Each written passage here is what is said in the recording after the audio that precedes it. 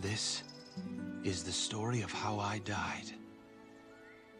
But don't worry, this is actually a very fun story, and the truth is, it isn't even mine. This is the story of a girl named Rapunzel. And it starts with the sun. Now, once upon a time, a single drop of sunlight fell from the heavens. And from this small drop of sun grew a magic golden flower. It had the ability to heal the sick and injured. A movie soundtrack can convey a lot more about its story than sometimes even words can, and this definitely rings true for Disney's Tangled. Released in 2010, the movie was directed by Byron Howard and Nathan Greeno, featuring Mandy Moore as Rapunzel and Zachary Levi as Flynn Rider, aka Eugene. This visual masterpiece follows the journey of Rapunzel, a curious 18-year-old with long magical hair, as she learns the truth about the real world and her identity. She is helped along her journey by Flynn Rider the dashing thief, a kind group of miscreants, Pascal the chameleon, and Maximus the palace horse. In typical Disney fashion, Tangled's characters engage in spontaneous bouts of singing that highlight key stages of Rapunzel's experiences and conflicts. In When Will My Life Begin, the first song she sings, Rapunzel lists her typical day, which consists of repetitive activities. Having been confined in a secluded tower for pretty much all her life, she has no concept of what life outside the tower is like, nor humanity, aside from what Mother told her. In this song, she expresses her yearning for a chance to break away from the mundane lifestyle and pursue adventure.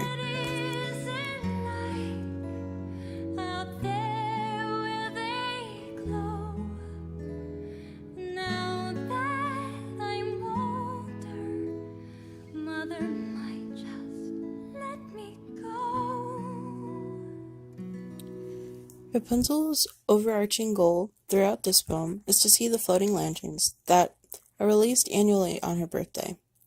She voices these wishes to Mother, who keeps her isolated in the tower and from discovering who she really is.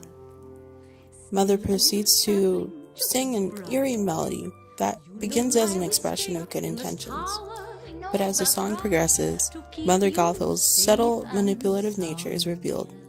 She falsely paints the outside world as unforgiving and unethical, nitpicks Rapunzel's flaws, and guilt trips her into staying. I don't know about you, but if someone softly sang to me, "Don't forget it, you'll regret it, Mother knows best," while skulking around a dark room, I'd nope the heck out of there. Additionally, Mother Gothel keeps the majority of her affections directed toward Rapunzel's magical hair, rather than the precious flower herself. From the very beginning, Gothel clearly cared more about the mystical anti-aging properties of Rapunzel's luxurious locks than the girl's dreams or identity as a person. Gothel had found her new magic flower, but this time, she was determined to keep it hidden. Fortunately, the sneaky hag leaves the tower, and Flynn Rider breaks in while fleeing the royal guards. After some humorous interaction between him, Rapunzel, and Pascal, he agrees to guide them in exchange for his confiscated satchel. In my closet. I've got a person in my closet. Finally leaving the tower, Rapunzel sings joyfully about finally being outside and experiencing nature for the first time. But she also experiences some conflict since she left the tower against Mother's wishes. Though despite being distraught at her disobedience, Rapunzel resolves to continue with her quest to see the floating lanterns.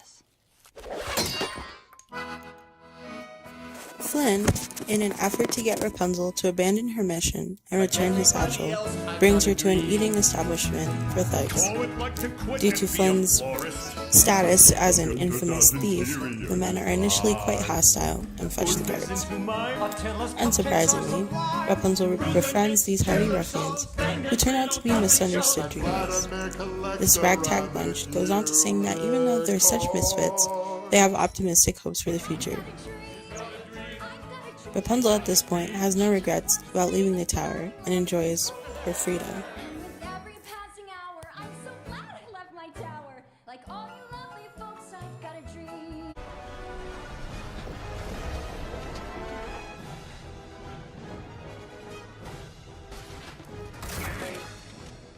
Who's that? They don't like me. Who's that? They don't like me either. Who's that? Let's just assume for the moment that everyone in here... Suddenly, the dynamic duo gets chased by the royal guards and Flynn's former partners, eventually getting trapped in a flooded tunnel.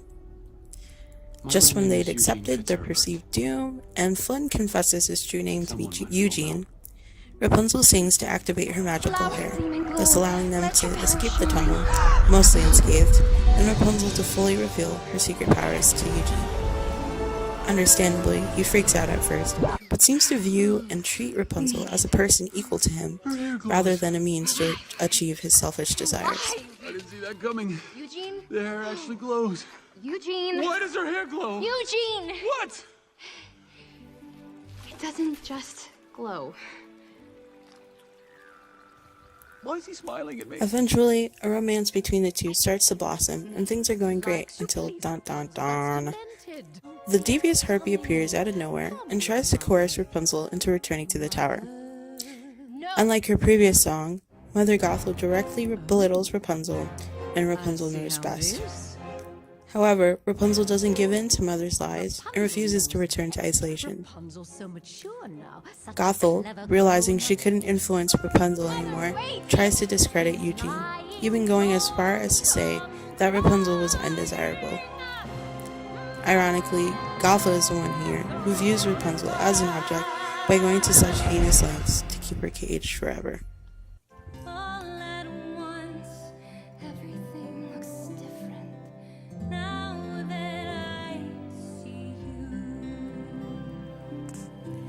you. The last major song, I See the Light, is a heartwarming duet between Eugene and Rapunzel after attending the Kingdom's festival. The sun is setting, and these two lovebirds gaze into each other's eyes amidst hundreds of floating marshmallow lights. It is a moment of clarity where they realize they can find a new beginning together and accomplish new dreams. Personally, this is one of my favorite wholesome scenes from this film, and I'm not ashamed to say that I know the words by heart.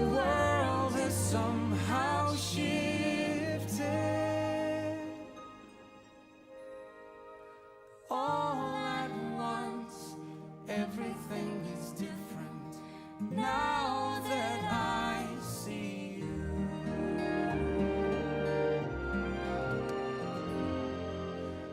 Now that I see you. Fast forward to the ending scene, where Rapunzel desperately sings her healing song to try and revive Eugene after he'd risked his life for hers.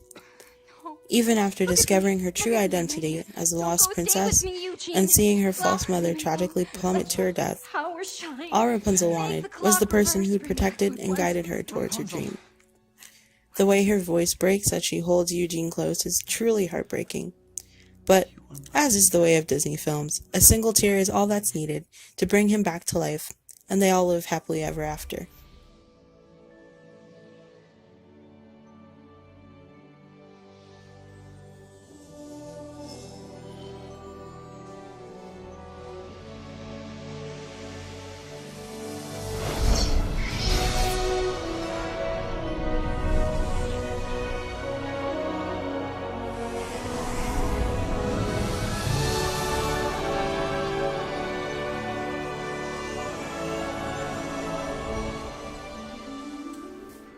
Movie soundtracks, especially where Disney is concerned, can either amplify the emotions and vividity of a story or detract from it. Without the memorable music that matched perfectly with the major events of Rapunzel's story, Tangled may not have left such a significant impact on my childhood. I was able to form a deep connection and understanding of what this princess felt, even though I had yet to figure myself out. I dare say this is the best princess story portrayed so far, and I am prepared to fight.